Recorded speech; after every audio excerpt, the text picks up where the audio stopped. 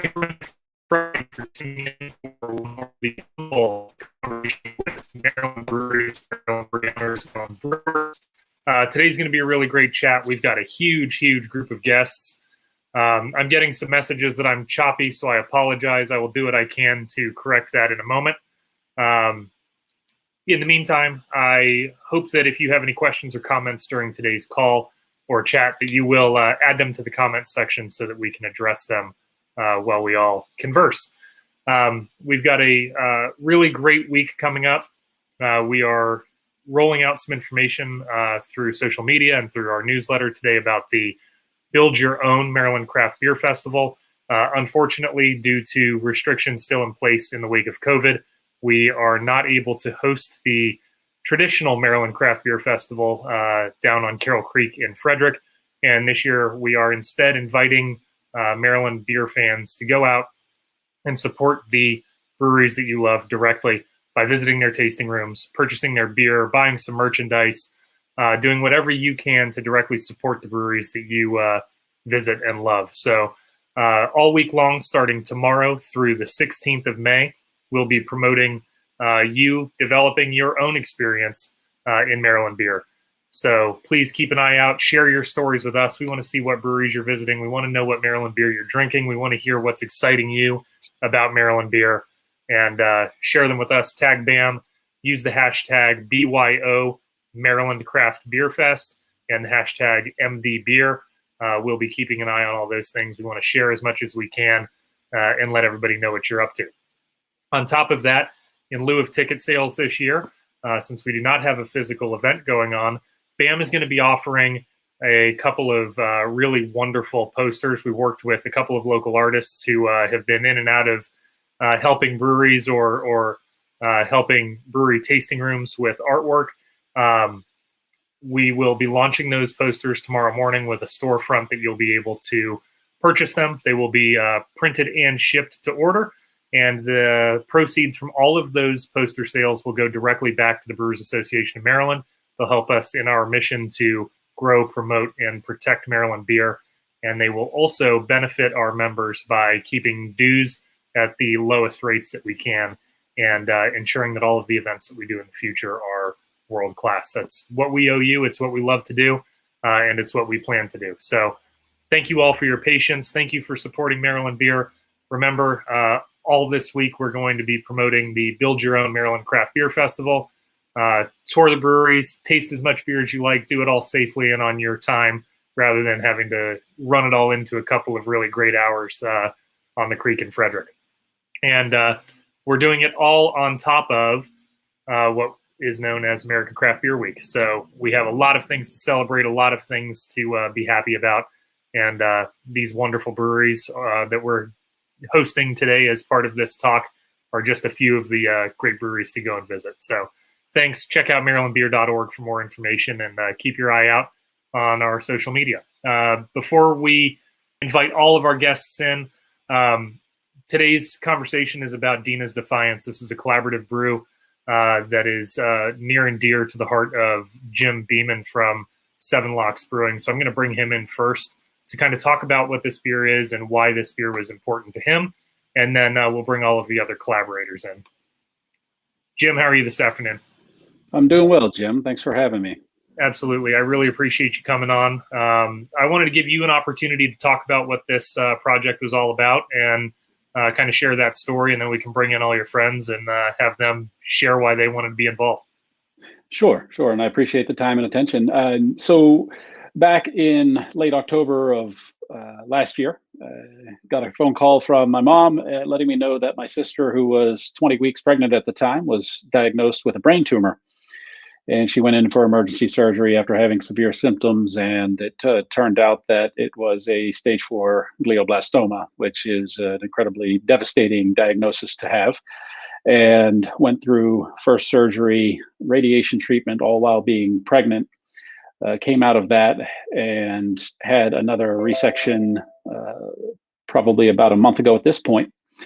And that was after the birth of her child and her baby girl was born and is nice and healthy and everything went well.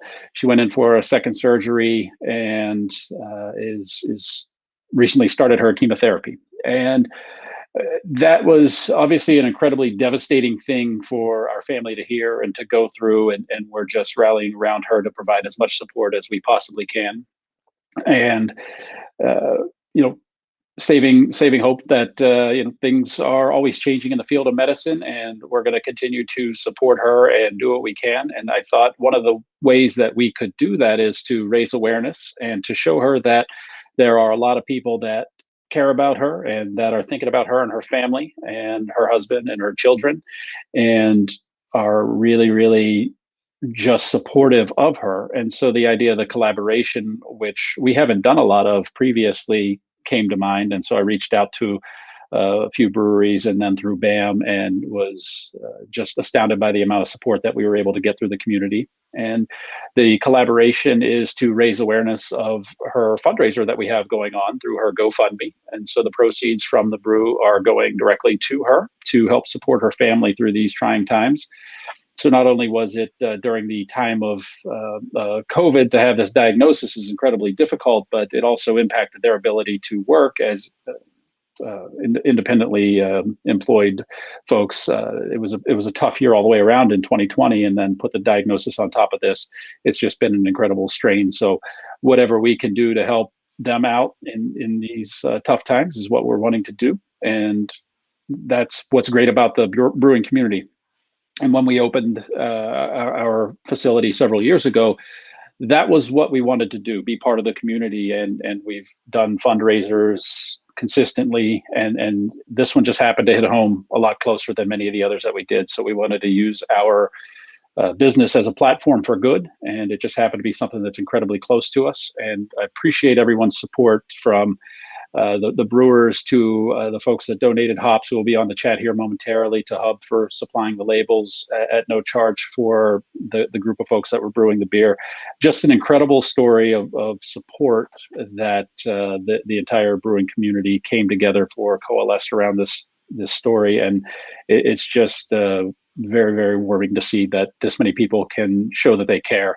And for my sister, when she saw that we were doing this for her, it brought a tear to her eye for sure. And she is just overwhelmed with the amount of support, care, and love that people are showing her, people that she's never even met before. So I just want to thank everyone for doing that.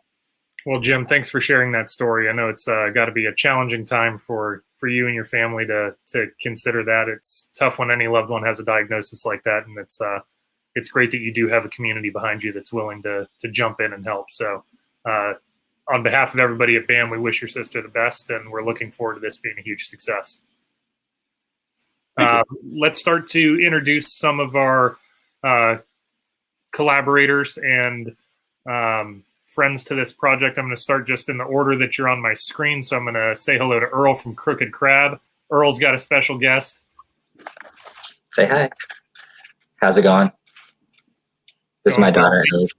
Thank you for joining us. Thank you for having your gorgeous daughter on with us as well. I'm telling you, viewership is going to spike. Everybody, this is what's happening. This is what's happening in the future of Maryland beer. Next is Nick at Olde Mother. How you doing, Nick? How you doing? Hey, everybody. Thanks for jumping in. I hope I'm not choppy for you guys anymore. Did everything clear up? You're clear. Sounds good. Now we've got Anthony from Hub Labels in Hagerstown. How you doing, Anthony? Great. Thanks for having me on here. Thanks for jumping in with us and being a part of this collaboration. I'm going to snap both Ingrid and Nikki in, both from Eyck. Sorry, I didn't put you next to each other. I jumped you in some weird order. But that's all right. Ingrid and Nikki are bookending the facility there at Eyck. We've got them in 2 different spaces. Everything's looking great. We've got Lisa from Black Locust Hops. And last but not least, the guy I didn't think was going to be on because he's enjoying family vacation. My guy, Brendan O'Leary.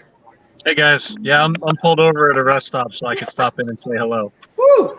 Well, thanks for joining us. So this is pretty much all of the group of collaborators. We are missing Dylan and his team from Homaide and Hop Havoc, but I think that they're probably neck deep right now with their 3-person team. So I appreciate everybody who was able to join us this afternoon, and I appreciate all of you coming in to support Jim and his family in this trying time. So thank you very much. Let's just kind of jump right into it. Who wants to take the lead on sharing what this beer is and what inspired you to be involved? I could take the lead on this. I had never met Jim before this whole thing had happened, and I had bought a canning line from Alpha, and they weren't able to send any techs out to help us out during COVID. So they did say that Seven Locks had the same canning line as we did. So I called up Jim, and he was so helpful in helping us out, and open book, and pretty much helped us a lot in the beginning with our canning line. And so I thought that was really cool of him, and really nice guy. And then later on, he hit me up with this thing that he had going on, and for me, it was a no-brainer to participate in that, just considering how nice of a guy he is. And yeah, 100% would help out in any way I could. I met Jim. I rolled into Rockville one day when we were thinking about opening True Respite, and the only production breweries in MoCo were Denizens and Seven Locks. Seven Locks, I think, had opened within the previous 6 months, maybe, and Jim took us in like he knew us already and gave us the tour and told us all his tips and tricks about, opening in Rockville, and welcomed us to the area and wished us luck. And it was like, this guy's going to be a future competitor. Like, what's he doing? Giving us the grand VIP experience here, but that's just how he's been since we met him. And so, yeah, when we had the opportunity to contribute and give back to his family, that, again, no brainer for us. When Jim called, it was like, yep, we're in, whatever you need. And similar to your story, Brendan, the three of us from Crooked Crab, myself and Alex and Dan, were all from Montgomery County. I grew up in Gaithersburg, and Dan and Alex are both from Rockville. And when we were thinking about opening a brewery, Seven Locks was the closest brewery in between all three of us. So we used to meet there just to plan and everything else. And Jim and their whole team over there was super helpful with us, just helping us get open. And, we weren't even opening in Montgomery County, but still he was, their whole squad was really helpful getting us off the ground. So, and on top of that, also, I should mention, Alex and Dan have a friend who had the exact same type of cancer that Deena has. So it kind of hit home for us. It's we feel for him and what his family's going through, and any way that we could help, we're more than happy to. We were in from the beginning. So, Jim, I know you mentioned that there's a GoFundMe available. We will share the link to that in a little while when we're talking about how to support this project directly. But being in a world where all kinds of fundraising options are tried for all different types of industries and needs and options for support, is it kind of different coming at this from a perspective of somebody in the craft beer industry, where it seems like people go out of their way to get behind something?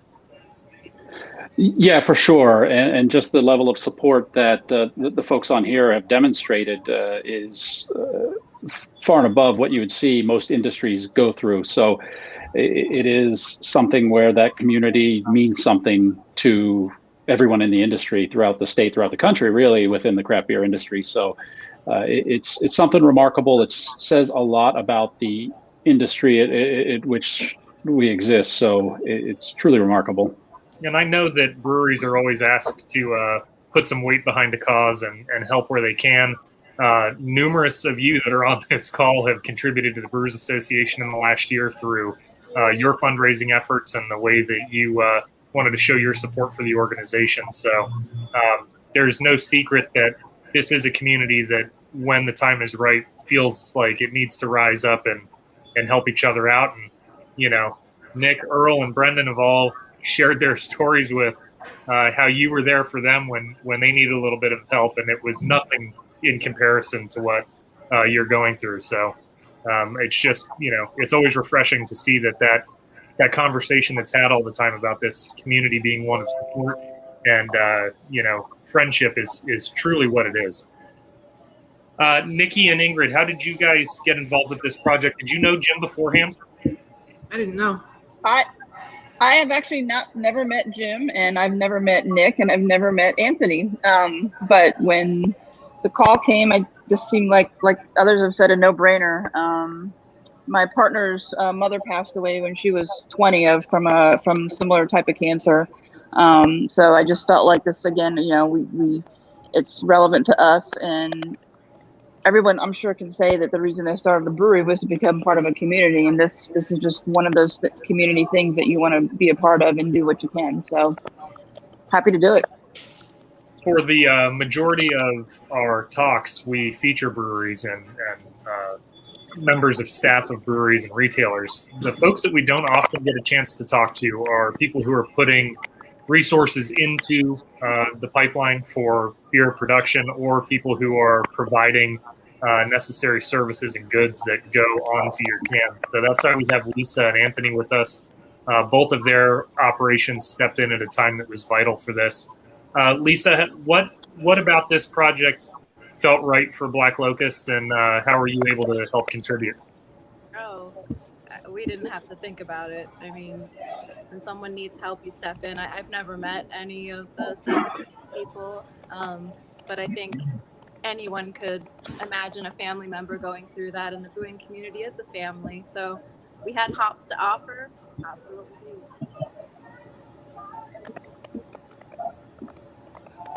And Anthony, how about you? Yeah, so thanks for having me here. I've actually never met Jim, but I've met Keith, and Seven Locks has been a loyal customer of ours for many years. Jim reached out to me. He's like, "Hey, we got this project we need some help on," and again, for us, how can we help? There's a couple different breweries doing it, different variations of the label. No problem. Whatever we can do to help. And I just want to say, from a personal note, I've been praying for your sister, and we at Hub Labels are absolutely happy to help. I think it's pretty cool to kind of see everything that goes into a beer. You have people representing all of that, being willing to jump on board and get behind this. So just from a project perspective, is this one recipe that's being produced at all of the locations? Yeah, there might be some slight variation in it, but we shared a base recipe, and techniques may vary by place, but generally speaking, yeah. So why don't we talk about what that recipe is, and then we'll go around and kind of see how everybody put their spin on it and made it kind of feel like their beer.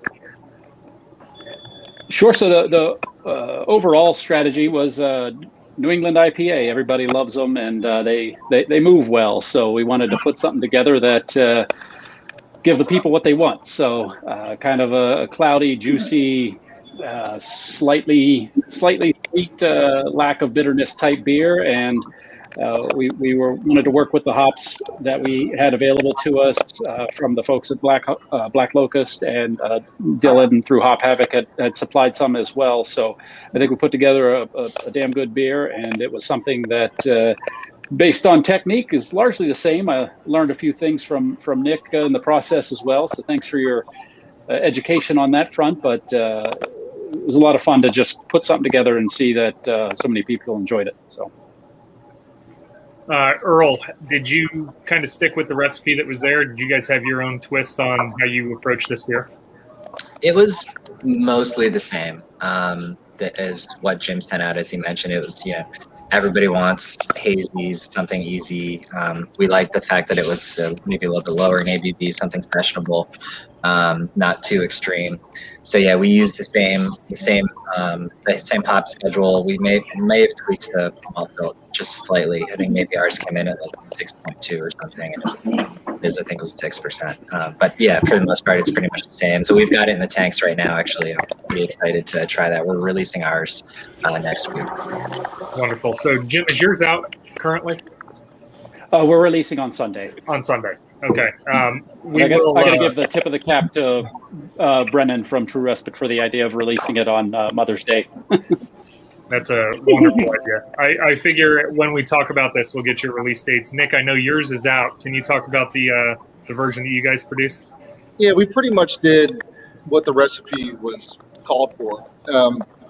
Us personally, we don't use Cascade very often. So when I saw the Cascade was on the bill, I was kind of like, oh, this could be neat to try something I haven't tried in a while. And I think the Cascade blended really nicely with the Galaxy. It has like a really good flavor profile. But we didn't do anything crazy. Pretty much stuck to the recipe for what it was, and it came out really good.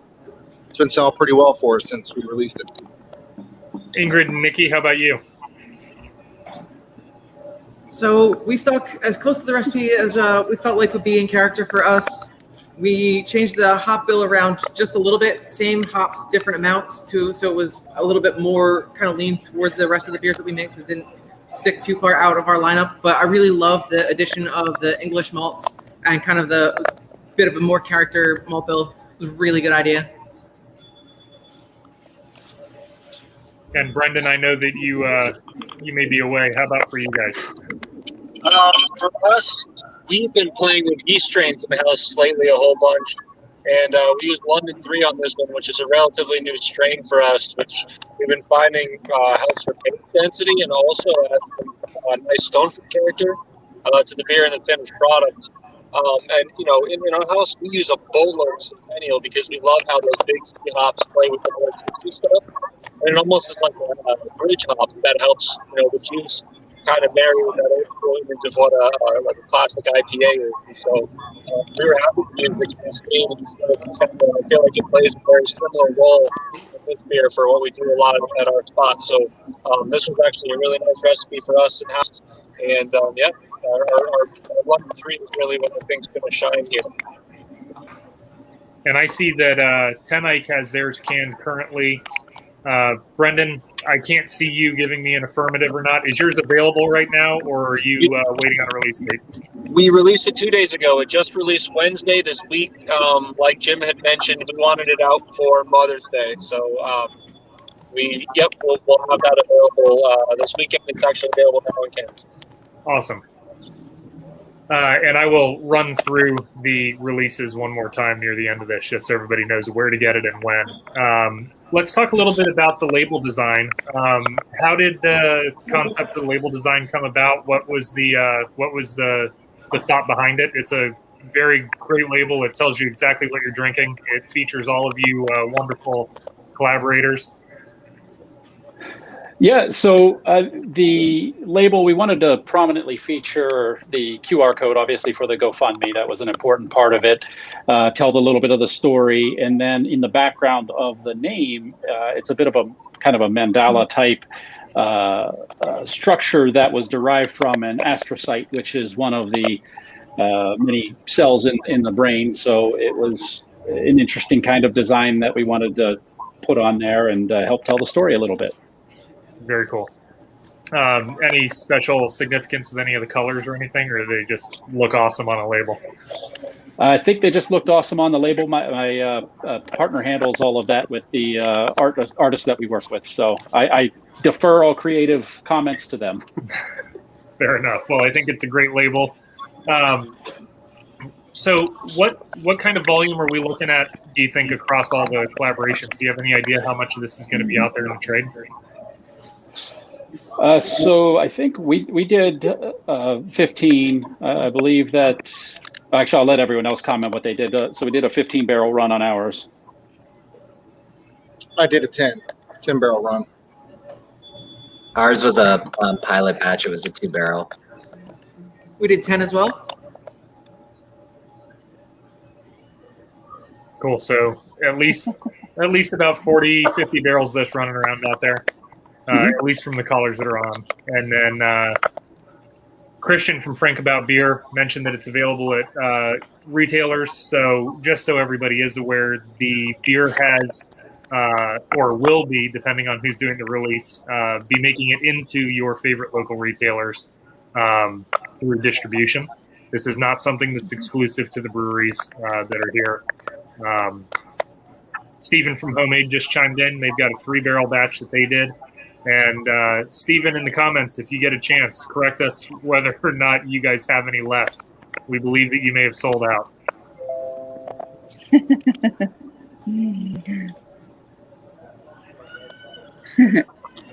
So the QR code that's on the label, Jim, will give the drinker and the consumer an opportunity to make a direct contribution, but you also said proceeds from the sale have been determined to go in and help support this cause. So people who are looking forward to making an extra contribution can.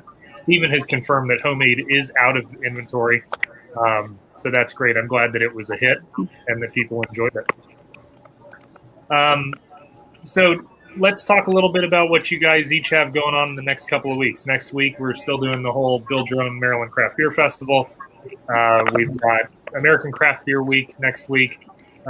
What's going on in your breweries that people should know about and get behind? We can talk about new releases, new stuff, new events, whatever you want to talk about. Anybody? Talk about a little bit what's going on. We have a couple releases coming out over the next 2 weeks with the Uncapped podcast. Next week is the spirit iteration of beef drink. It's a pineapple mango goza. And then the following week is our collab with Uncapped, Stereo, and Oliver. We called it Dream Team last year, but this year we're calling it Ultimate Team because I guess there was a cease and desist handed up to one of our breweries about that Dream Team name. So we had to. I'd say we put a little hysteria twist on it this time. Let's put the Tyler name if you ask me. Dreamy Team. So, yep, that's what we got going on for the rest of it.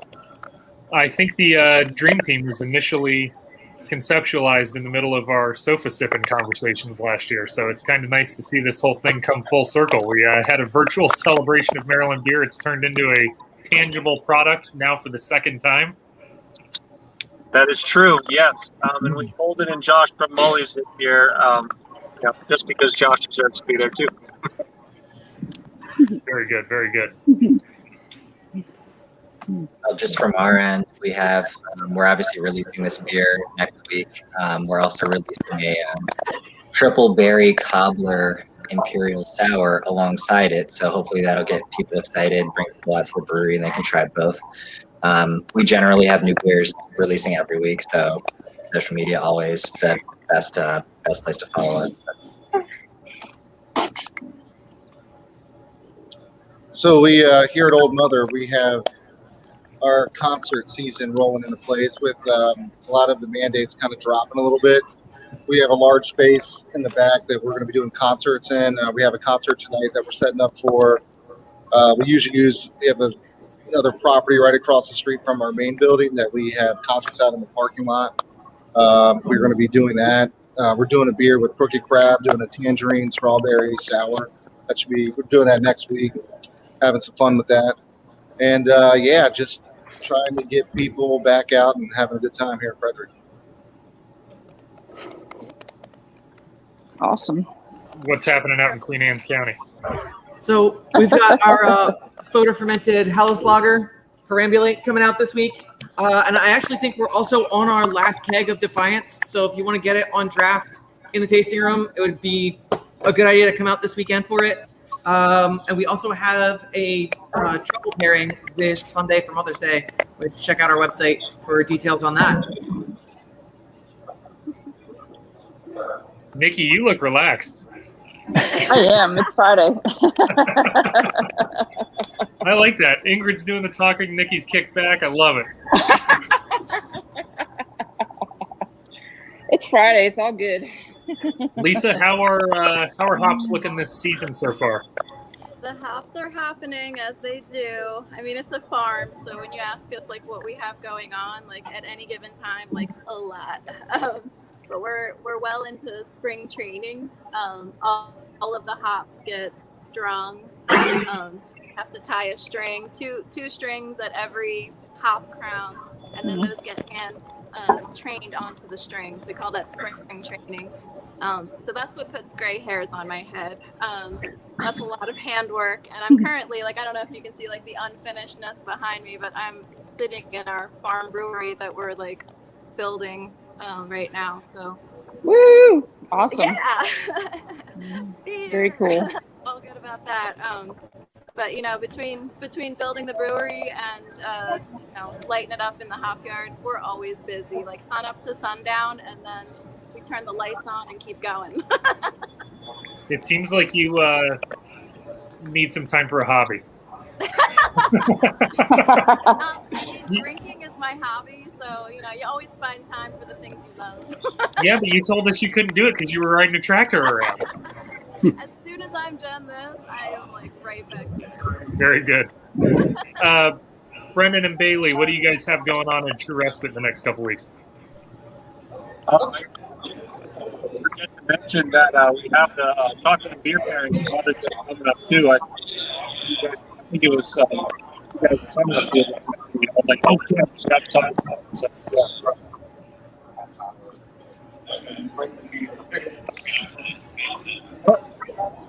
was I muted?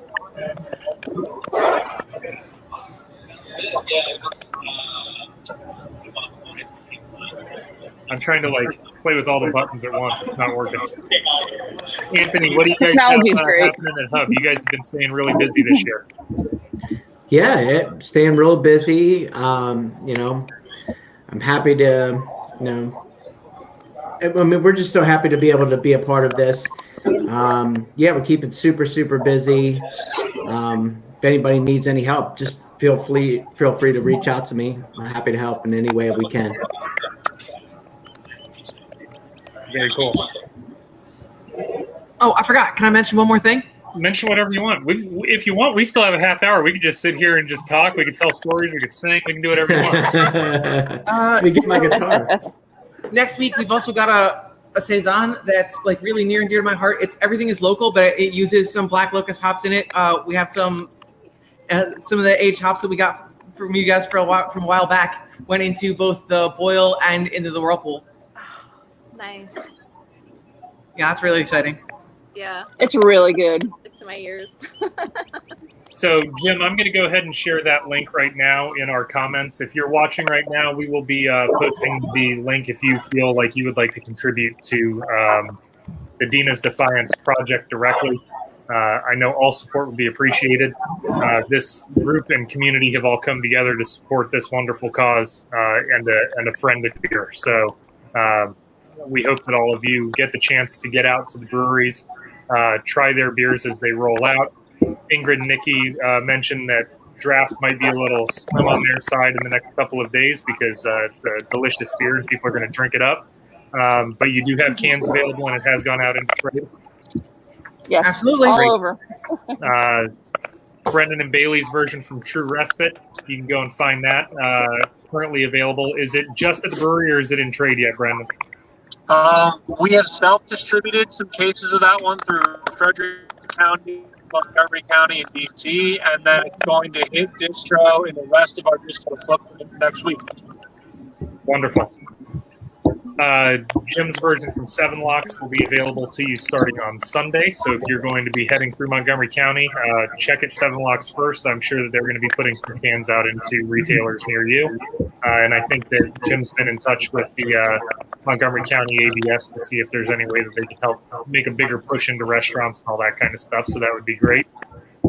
Earl, you guys have yours coming out next week.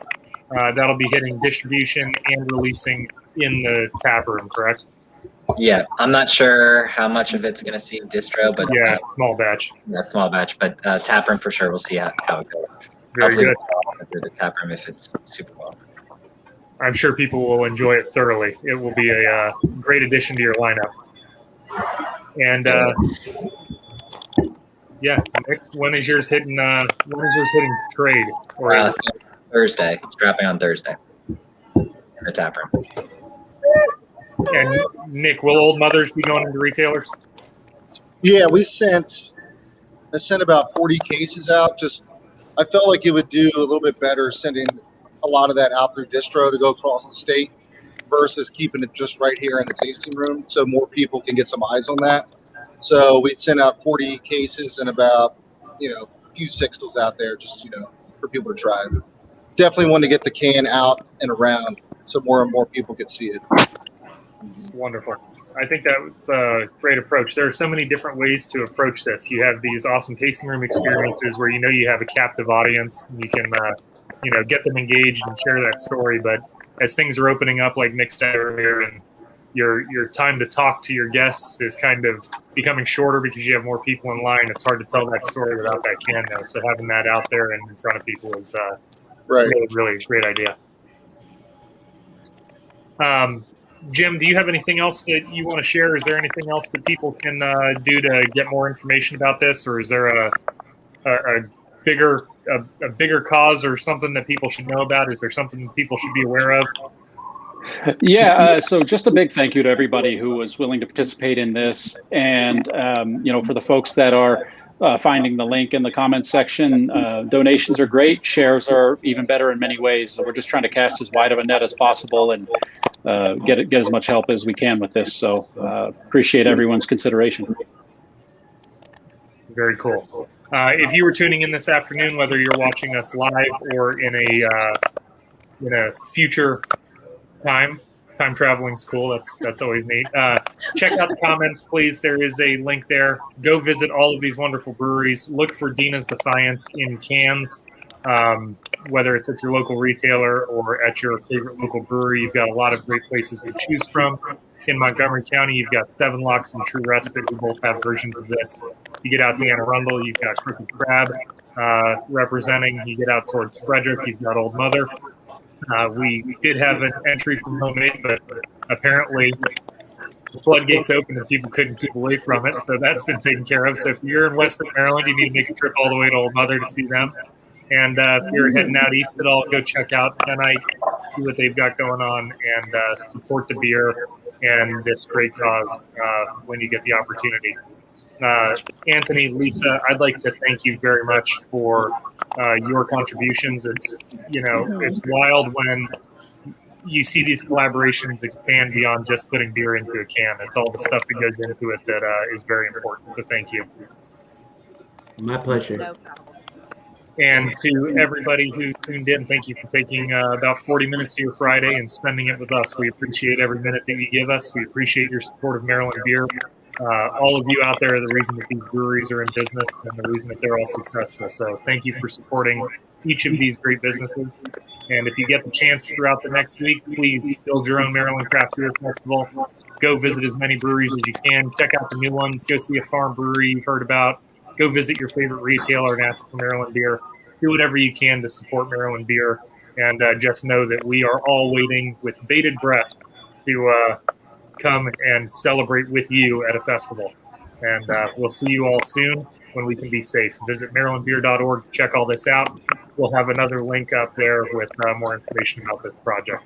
Thanks, y'all. Have a great afternoon and a safe weekend. See you guys. You too. Bye. Hey, everybody. Thank you. Yeah.